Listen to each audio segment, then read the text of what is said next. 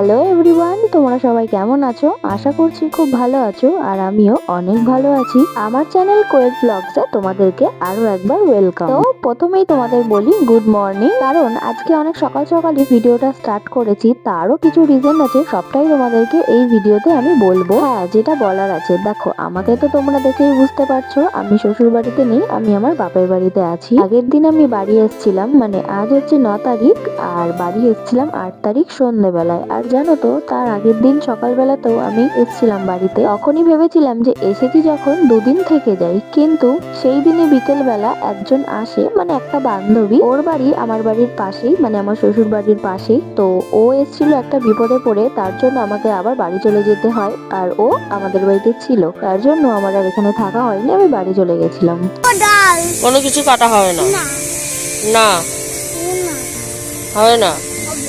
বেরো, আমরা বাড়ি থেকে যাবই। যা, তোর সাথে কোনো কথা নেই।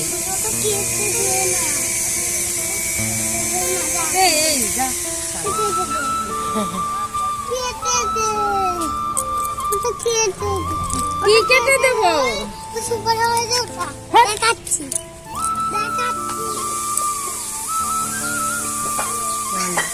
ভালো আছে তোমরা সবাই? ভালো আছে তোমরা সবাই?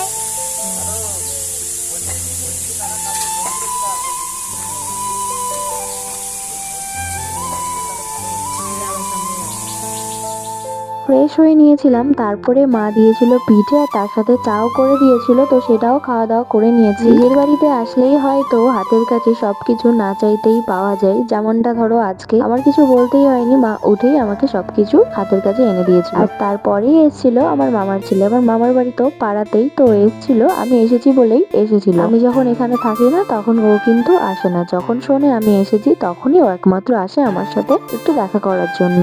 এখন যে জায়গাটা তোমাদের দেখাচ্ছি এটা হচ্ছে সম্পূর্ণটাই আমাদের, আর ওই যে ওটা হলো আমাদের এই যে ফাঁকা জমিটা দেখলে, ওটার মধ্যে পুরো না বাগান ভরা ছিল, হয়তো তোমরা আমার কোনো ভিডিওতে দেখে থাকবে। সব গাছগুলোই কিন্তু ঘর করার জন্য বিক্রি করে দেওয়া হয়েছে। আজকে হবে আমাদের সেই ঘরের ভিট পুজো। ভাবতেই যেন কেমন অবাক লাগে। এই তো যখন ছোট ছিলাম তখন না অনেক ভাবতাম আমাদের কবে একটা পাকা ঘর হবে, কিন্তু জানো তো এই জিনিসটা না কখনো আমাদের সম্ভব হয়ে ওঠেনি। কিন্তু আজ দেখো সবাই আছে, কিন্তু আমি এখানে আর নেই, তো এখন সেই জিনিসটা সম্ভব হচ্ছে। খুব ইচ্ছে ছিল আমি যখন বাড়িতে থাকবো তখনই একটা আমাদের ঘর হবে, যেখানে আমি নিজের মতো করে সবকিছু সাজাবো। নিজের একটা রুম হবে আলাদা, যেখানে কেউ কিছু বলার থাকবে না, একান্তই আমার থাকবে। কিন্তু তাতেও কোনো অসুবিধা নেই, কারণ আমি নেই তো কি হয়েছে, আমি তো গিয়ে তো থাকবো না। আমার বাবা তার সাথে দাদা অনেকটা পরিশ্রম করে এখন ঘরটা করবে, হয়তো তবুও কোথাও না কোথাও গিয়ে একটা খারাপ লাগা থেকেই যায়। ইস, যদি না আমি ওই বাড়িতে এখনো নিজের মতো করে থাকতে পারতাম,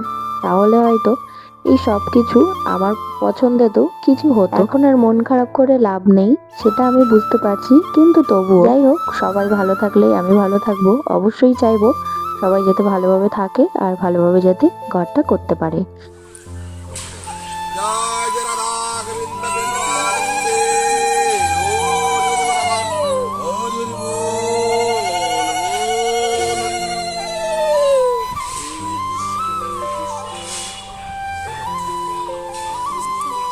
প্রসাদ, ওই যে পুজোর প্রসাদ কে দিল? আমার মা। তোর কে হয়? তোর মিষ্টি ভালো লাগে?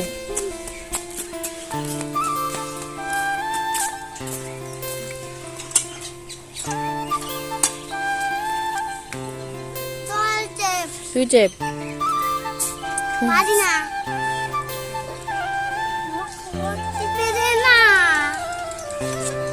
তুই সব পারিস।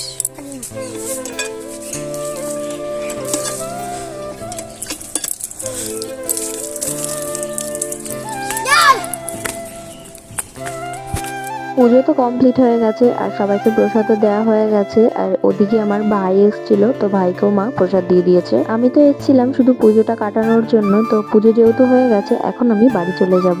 এখন প্রায় ওই ধরো 3:30 কি 4টে মতো বাজে, এখনই চলে যাব ভাবছি। বাড়ি যাব ভাবতেই দেখি আমার পিসি এসছে, আমার পাড়াতেই যেহেতু বড় পিসির বাড়ি। পিসি দেখি আসার সময় প্রসাদ নিয়ে এসেছে। জিজ্ঞেস করলাম পিসি এতে কি আছে, পিসি উত্তরে বললো যে এখানে প্রসাদ আছে, তো ঠাম্মার জন্য নিয়ে এসেছে। আমার ঠাম্মার অনেক অনেকটাই বয়স হয়েছে, তাই এখন আর উনি কোথাও যেতে পারে না, সেই জন্যই পিসি প্রসাদ এনে দিল ঠাম্মার জন্য। আমি যেহেতু এসব ঠাকুরের প্রসাদ খেতে ভালোবাসি, মা বলল যে তুইও একটু খেয়ে নে, চলেই তো যাচ্ছিস, অল্প করে একটু খেয়ে যা। আমিও তখন হেসে বললাম যে ঠিক আছে, তাহলে আমাকেও একটু দাও, শুধু পায়েস দেবে আর অল্প করে আলুর দম আর শুক্তো দাও। দেখো সেটাই খাবো বলে মা এখন আমার জন্য প্রসাদ বাড়ছে।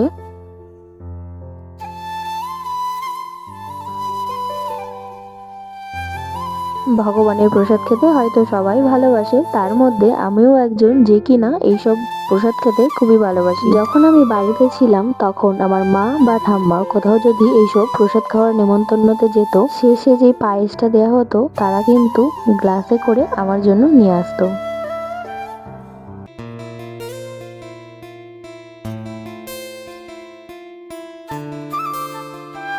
দেখো এদিকে মা সব প্রসাদ আমাকে বেড়ে দিয়েছে, আর আমি বেশি নিইনি, অল্প অল্পই নিলাম সবকিছু। তার কিছুক্ষণ আগেই আমি ভাত খেয়ে উঠেছিলাম, আর এই জন্যই অল্প করে নিয়েছিলাম। চলো তাহলে খাওয়া দাওয়া করে নি, বাড়ি গিয়ে কথা হচ্ছে।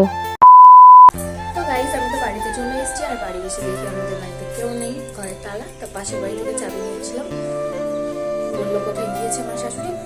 তো ভিডিওটা আমি এখানে এন্ড করে দিচ্ছি। ভালো লাগলে অবশ্যই একটা লাইক শেয়ার কমেন্ট করে দিও, আর চ্যানেলে নতুন হলে অবশ্যই সাবস্ক্রাইব করে দিও।